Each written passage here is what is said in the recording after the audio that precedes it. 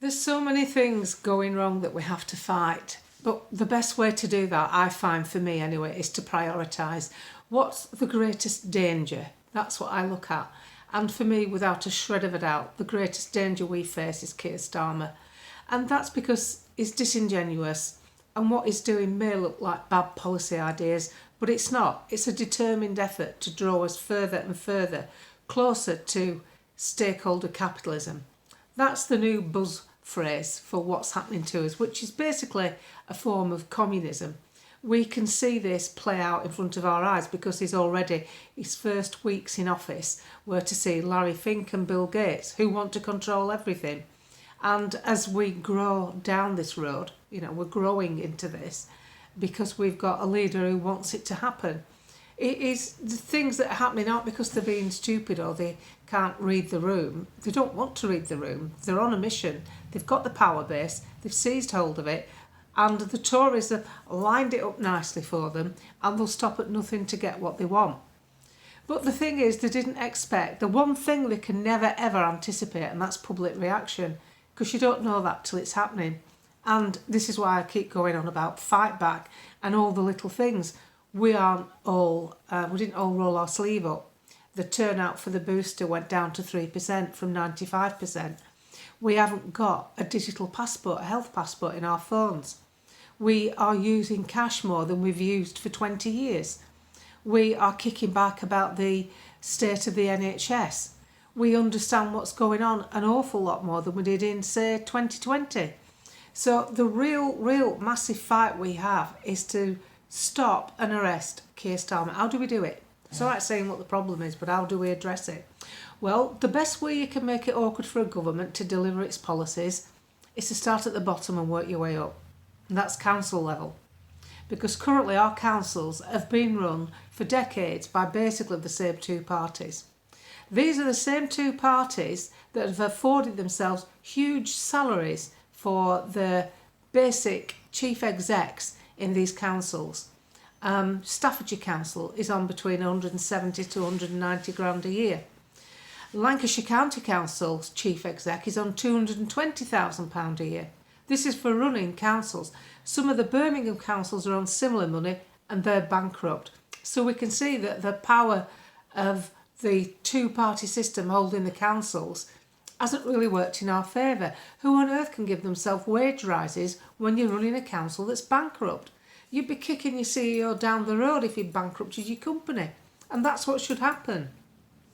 Now, what I'm about to say should not sound as though it's favouritism. And if it is, it's because you're looking at the wrong problem. And the problem that we have is massive, because it's basically the onslaught of this stakeholder capitalism. And one of the best ways to stop it is to get in at council level. It's to create a new force, a new energy that isn't part of the same two-team system, that can create as many individuals as possible to upset the apple cart so that this driven agenda, this globalist woke agenda, is stopped down at that level, because a lot of powers have been given to councils and they're incentivised. Some people call it bribery. They're incentivised. The trouble with our councils is council leaders get a document from central government. They read it and they believe that as fact, when quite often what they're getting from central government isn't fact at all. It's narrative and it has to be broken down. The only way you can do that is by getting people in the councils that want to break it down, that want to challenge what's going on, that want to say, hang on a minute, we're spending too much money on carbon capture, we need to clear the drains because the drains are causing local flooding. We need people with sensible ideas. Now, sometimes some of you moan because I'm always going on about the Reform Party. I need to point out that if you go back to 2019, 20, even 21, I gave them some stick on social media because of Richard Tice's stance towards Ukraine and the rollout. I absolutely hammered it home that I wasn't pleased. I am a neutral voice. Never ever think I'm speaking on the behalf of someone. But I will only talk about what I see as problematic and something we can help to arrest. And we have to focus on what is happening as a whole. There are many side issues, and I do get involved myself. The things about grooming gangs, Tommy Robinson and his treatment in jail, which is abhorrent. Of course we have to address these issues, but we cannot make them the main fight, because what we're trying to stop happening here, and what we're trying to stop here, is a form of communism. It's on the cards. The World Economic Forum have told us what they want. It's the fourth industrial revolution, which basically means AI will take most of our jobs. How do we sustain ourselves then? Well, basically someone will have to give us an income to sustain ourselves. Do you really want a future where your children and grandchildren are basically subservient to a benefit system that's based on their behaviour? Because that's where it's heading. And that should make your blood run cold, and that should make you prioritise this fight. And this fight, we must undo the grip that these two parties have had on us for 20 years. And we must undo the grip that the Labour government currently has on the country. How difficult do you think it's going to be for a Labour government to run a country if most of the councils are no longer Labour? How much easier would it be to fight the grooming gang situation if most of the councils were no longer Labour? Now, it doesn't matter who you prefer in reform or whatever allegiances you've formed with Rupert Lowe. What you've got to look at, just park it for God's sake and realise what we're trying to do here. Because what we need to do, we need to stop this stranglehold, especially Labour-held councils. If we can stop that stranglehold, then we have a power base there that will be like Japanese knotweed. And it will be very difficult to move forward for a government that hasn't got control of the councils. It's really important. I've never been one for voting in council elections. I've not taken any notice. I'll hold my hand up. I'm guilty. I've only done it in recent times. But this is a moment in time where we have a window to fight back. President Trump is in. He's making great big pushbacks on central government because of his tariffs. It's affecting the EU, but only we can affect the councils. And it doesn't matter how much you support Rupert Lowe over Nigel Farage, or you don't even like reform. What you need is just another body. I'm quite happy to see independents elected. But what you've got to do, you've got to recognise what you're doing here. You've got to see why the Vikings were so successful, because they worked together. They worked with their enemies to create a formidable force when they went away from their own land. And what we've got to do, we've to create that formidable force within the council elections. It's the only way. We need to get rid of the stranglehold. Because let's face it, a common denominator here, because there's been all this controversy with the grooming gangs, most of the councils, I think I'm pretty correct, have been Labour-held councils. Wouldn't it be refreshing to think these councils no longer had a stranglehold? Now, unfortunately, whatever you want to support with Rupert Lowe, he hasn't got the facilities to change anything in the councils.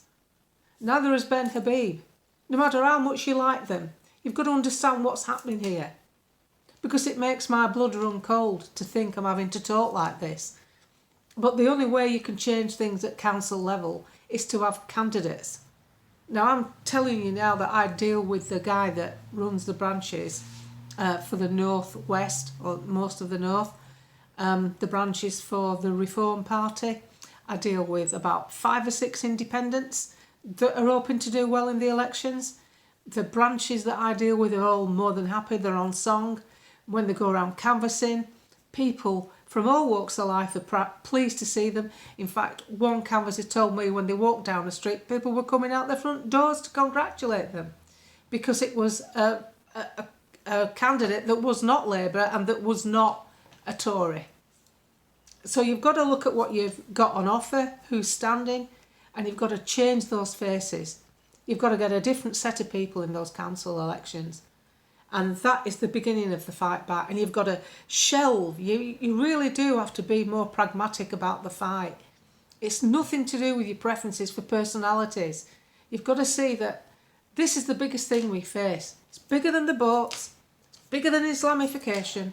It's bigger than anything we're handling. Because once it's finished, once it gets in, we can't undo it. You can undo anything else. If Reform get in as a general government, and you don't like it, you've still got that facility to vote. This This is the end of days for fighting. We can do it because we've got this fantastic interval where Trump's in America, and there's probably a good chance that Vance would win after Trump. He's not allowed to stand for a second term. But if Vance gets a second term and then he gets a second term himself, you have a 12-year window. But let's treat it with some urgency.